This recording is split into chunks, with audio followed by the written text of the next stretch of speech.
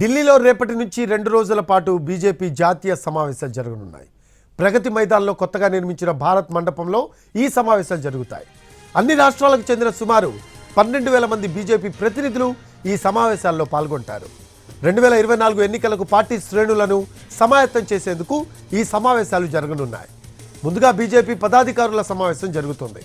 ఇందులో ప్రధాని నరేంద్ర మోడీతో పాటు బీజేపీ జాతీయ అధ్యక్షుడు జేపీ నడ్డా, పార్టీ ఇతర అగ్రనేతలు పాల్గొంటారు. మధ్యాహ్నం 3 గంటలకు బీజేపీ జెండా ఆవిష్కరణతో విస్తృత సమావేశాలు ప్రారంభమవుతాయి. ఇందులో జాతీయ కార్యవర్గంతో పాటు అన్ని రాష్ట్రాల పార్టీ కార్యవర్గం సభ్యులు, కేంద్ర మంత్రులు, ఎంపీలు, మాజీ ఎంపీలు, ఎమ్మెల్యేలు, జిల్లా పరిషత్ చైర్మన్లు, మేయర్లు, డిప్యూటీ మేయర్లు, ఇతర ప్రజాప్రతినిధులు పాల్గొంటారు.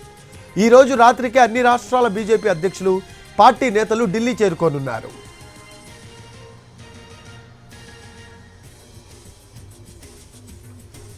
ఏపీ బీజేపీ ముఖ్య నేతలు ఢిల్లీ చేరుకున్నారు. సీట్ల సర్దుబాటు, ఎన్డీఏలో టీడీపీ చేరికపై పార్టీ పెద్దలతో ప్రత్యేకంగా సమావేశం కానున్నారు.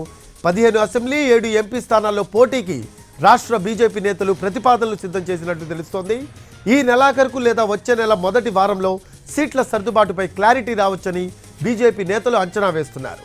ఈ నెల 20 తర్వాత చంద్రబాబు, పవన్ ఢిల్లీకి వెళ్లే అవకాశం ఉంది. ఎన్డీఏలో చేరే ప్రకటన తర్వాతే టీడీపీతో సీట్ల సర్దుబాటుపై చర్చలు జరిగే అవకాశం ఉంది.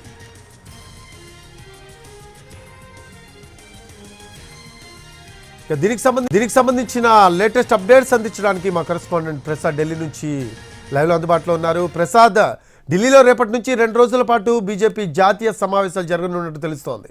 దీనికి సంబంధించిన లేటెస్ట్ అప్డేట్స్ ఏంటి? ఒక్కరొక్కరుగా అన్ని రాష్ట్రాల నుంచి కూడా బీజేపీ నాయకులంతా చేరుకుంటున్నారు ఢిల్లీకి. అయితే ప్రతిసారి కూడా బీజేపీ సంప్రదాయంగా అనుసరిస్తున్నటువంటి విధానం ఇది. ఎన్నికలకు పోయే ముందు క్షేత్రస్థాయిలో పార్టీ శ్రేణులు, అదేవిధంగా నాయకులంతా కూడా ఈ 5 ఏళ్ల కాలం పాటు బీజేపీ ప్రభుత్వం సాధించినటువంటి విజయాలను, దేశం సాధించినటువంటి పురోగతిని, వీటన్నిటిని కూడా ప్రజల్లోకి తీసుకెళ్లాలనే ఉద్దేశంతోనే విస్తృత సమావేశాన్ని ఏర్పాటు చేశారు. గతంలో కూడా ఇలానే జరిగింది. ఈసారి కూడా మూడోసారి మరింత ఉత్సాహంగా మరోసారి విజయం సాధించబోతున్న ఒక నమ్మకంతో, విశ్వాసంతో ఈ సమావేశాలను ఏర్పాటు చేస్తున్నారు. దీనికి సంబంధించి ప్రగతి మైదానంలో ఇటీవలనే నూతనంగా ప్రపంచ ప్రమాణాలతో నిర్మించినటువంటి ఈ భారత మండపం వేదికగా ముస్తాబైంది. ఆ మేరకు ఈ 2 రోజుల పాటు కూడా ఇక్కడ బీజేపీ నేతలంతా కూడా సమావేశం కాబోతున్నారు. ఈ సమావేశానికి అన్ని రాష్ట్రాల నుంచి దేశవ్యాప్తంగా కూడా దాదాపు 11,500 మంది ప్రతినిధులు ఈ సమావేశంలో పాల్గొనేందుకు ఇప్పటికే సన్నాహాలు చేసుకున్నారు. ఆ మేరకు అన్ని ఏర్పాట్లు కూడా చేయడం జరిగింది.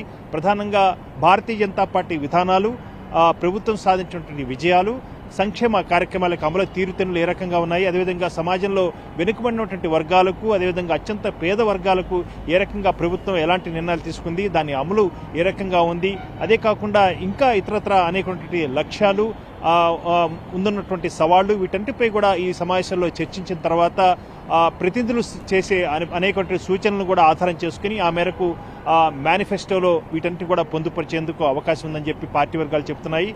చూచాయిగా ఏ రకంగా మేనిఫెస్టో ఉండబోతుందన్న అంశాన్ని కూడా ప్రధానమంత్రి తన ప్రసంగంలో చెప్పేందుకు అవకాశం ఉంది. ముందుగా భారతీయ జనతా పార్టీ జాతీయ అధ్యక్షుడు ప్రారంభోపన్యాసం చేయడంతో ఈ 2 రోజుల పాటు విస్తృత సమావేశాలకు ప్రారంభం జరుగుతాయి. ఆ తర్వాత ముగింపు ఉపన్యాసం ప్రధానమంత్రి చేయడంతో ఈ సమావేశాలు కూడా పరిసమాప్తం కానున్నాయి.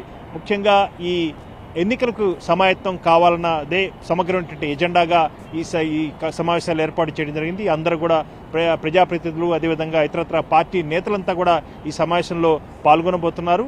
దీనికి సంబంధించి ఇప్పటికే పూర్తి స్థాయిలో భారతీయ జనతా పార్టీ ఒక బ్లూ ప్రింట్ను కూడా తయారు చేసుకుంది.